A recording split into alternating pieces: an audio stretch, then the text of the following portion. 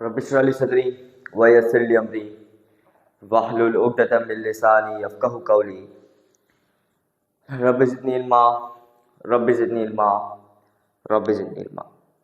This is me Abdul Bari standing in front of you to give you a lecture on the last topic of chapter number 8. It is about the properties of the matter, and this is the last topic. Then the only one chapter is left, so we will cover it into 5 to 6 days. तो 5-6 दिनों में जो last chapter है physics का वो भी cover हो जाएगा, तो फिजिक्स का सिलेबस हो जाएगा हमारा कंप्लीट. तो लास्ट जो टॉपिक है वो कुछ ज़्यादा इंटरेस्टिंग है, एफिशिएंसी. अब एफिशिएंसी है क्या? आप एफिशिएंसी को एज अ परसेंटेज भी कंसिडर कर सकते हैं. जैसे परसेंटेज निकालते हैं वैसे ही सेम मेथड है एफिशिएंसी का. तो एफिशिएंसी होती है कि हम इनपुट कितना दे रहे हैं, आउटपुट हमें मिल रहा क्या है. मतलब the ratio of output into a input is known as efficiency. मतलब कितनी हम एनर्जी दे रहे हैं, एनर्जी मिल रही कितनी है, that's all about the efficiency. Simple efficiency ये आपको सिंपल वर्ड्स में बताऊंगा, क्योंकि CAIE पैटर्न कैम्ब्रिज असिस्टेंट मतलब CAIE जो कैम्ब्रिज का बोर्ड है, कैम्ब्रिज में यही टॉपिक सेम क्लास 9 में गिवन है. मतलब कैम्ब्रिज का बोर्ड जो है उसमें गिवन है. तो उसमें अकॉर्डिंग टू CAIE एफिशिएंसी की ये डेफिनेशन लिखी हुई है, the ratio of output into the ratio of the output into input is known as efficiency. तो सिंपल आप भी ये लिख के आ जाइएगा. लेकिन ये बात है कि हम CAIE की पैटर्न से नहीं चलेंगे, हम चलेंगे सखर बोर्ड की, जो सिंध बोर्ड का जो अपना बोर्ड है सखर का. तो उसके बोर्ड के अकॉर्डिंग इनकी कोई भी मार्किंग स्कीम नहीं आती. मार्किंग स्कीम मतलब कि एक क्वेश्चन आ गया, जैसे एफिशिएंसी का क्वेश्चन आप लें, तो मार्किंग स्कीम होती है कि उस क्वेश्चन के आप अंदर आपको लिखना क्या है. CAIE के अंदर ये बेनिफिट होता है कि वो क्वेश्चंस रिपीट होते हैं, आपके पास चांस होता है कि आप उसके अंदर गेन कर सकते हैं, क्योंकि वही क्वेश्चन सेम सेम रिपीट होंगे.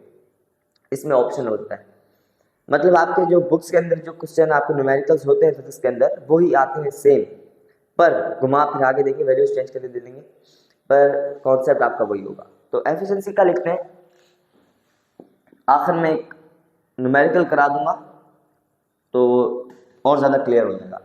तो एफिशिएंसी क्या है? The ratio of output into the input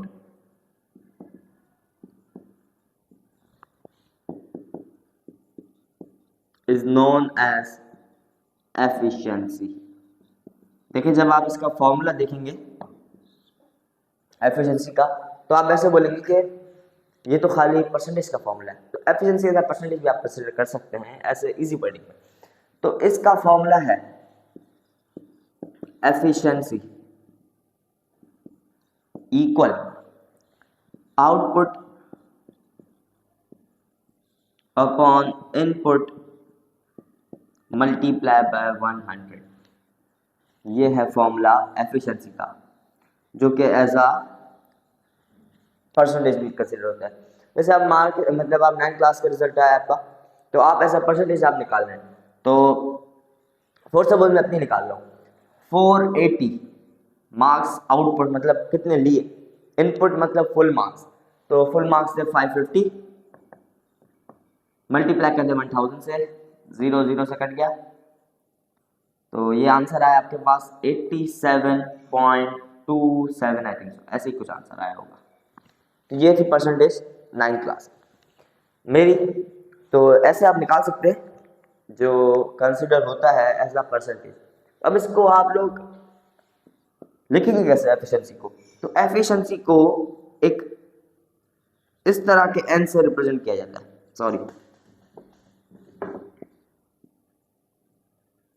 इस तरह के n से रिप्रेजेंट किया जाता है, जिसको हम लोग कहते हैं एटा.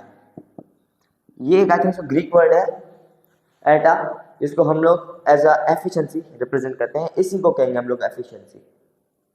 ये स्मॉल आप स्मॉल m नहीं लिख दीजिएगा, लेकिन आपको एक साइड छोटी रखनी है, दूसरी साइड बड़ी रखनी है, थोड़ा कर्व करना है आगे से. तो यही था अबाउट द एफिशिएंसी. सिंपल ये बस आपको लिखना है जाके 5 नंबर का आ भी जाए, आता नहीं है, आ भी जाए तो लिख के आ जाइएगा, फुल मार्क्स मिल जाएंगे। क्वेश्चन है आपके पास न्यूमेरिकल जो कि एंड में आपको गिवन है, सब मैं आपको पढ़ के बताता हूँ।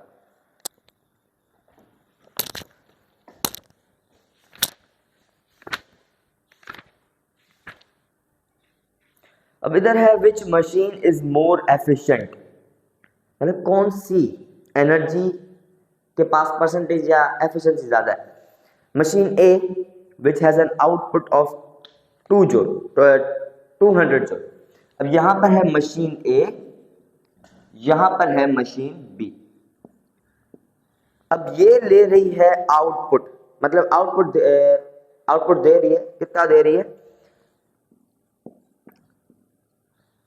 200 जूल, मतलब 200 joule. After consuming 400 joule of energy, input कितना ले रही है, मतलब उसको एनर्जी दे रहे कितना है हम लोग, 400 जूल, जो कि इसकी इनपुट है। और machine B which has an output of 300 joule after, मतलब जो मशीन बी है उसका आउटपुट है 300 joule after consuming 450 joule of energy. Input हम उसको कितना दे रहे हैं, 450 जूल का इनपुट। अब इस मतलब इसमें आपको डिफाइन करना है कि किसकी एफिशिएंसी ज्यादा है, कौन मोर, मतलब कौन सी मशीन मोर एफिशिएंट है। तो इसको करते हैं हम लोग सॉल्व। पहले आते हैं मशीन ए के ऊपर। सबसे पहले फॉर्मूला लिखें, एन एटा, आउटपुट क्या है इसका 200 joule,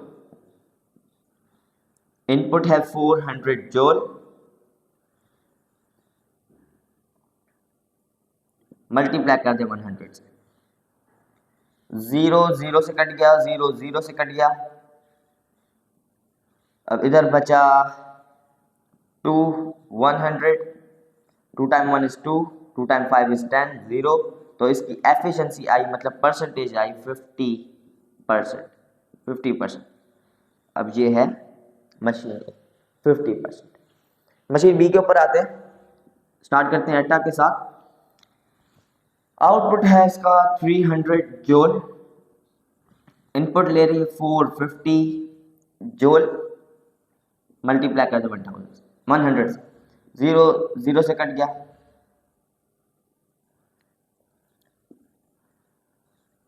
5 time 9 is 45, 5 time 6 is I think so 30, 0 same, 3 time 3 is 9, 3 time 2 is 6, 20 को आप कर दें इससे multiply, 20 multiply by 10, 0 0 0, 2 0 0, 1 0 0, 200 200 divide by 6 time 6 is 18। तो इसका आंसर आएगा आपके पास 66.6%। सॉरी इधर गपला हो गया, आपको समझ में नहीं आ रहा होगा। 66.6। तो आखिर में कंक्लूजन में आप लिखिएगा मशीन बी। अब देखिए परसेंटेज है किसकी ज्यादा, 66 ज्यादा है, 50 ज्यादा है, 66 ज्यादा है ऑब्वियसली। तो 66 मतलब machine B is more efficient than machine A. Conclusion में आप ये लिखते हैं machine B is more efficient than machine. Simple, that's all about efficiency. Chapter खत्म। नेक्स्ट चैप्टर को स्टार्ट करेंगे नेक्स्ट वीडियो में। फिजिक्स को हम लोग चलाएंगे 5-6 दिन और इसके बाद जाके इसको हम रख देंगे क्योंकि हमारा हो जाएगा सिलेबस फिजिक्स का पूरा कंप्लीट। 9 चैप्टर से कंप्लीट कर देंगे 5 to 6 डेज में।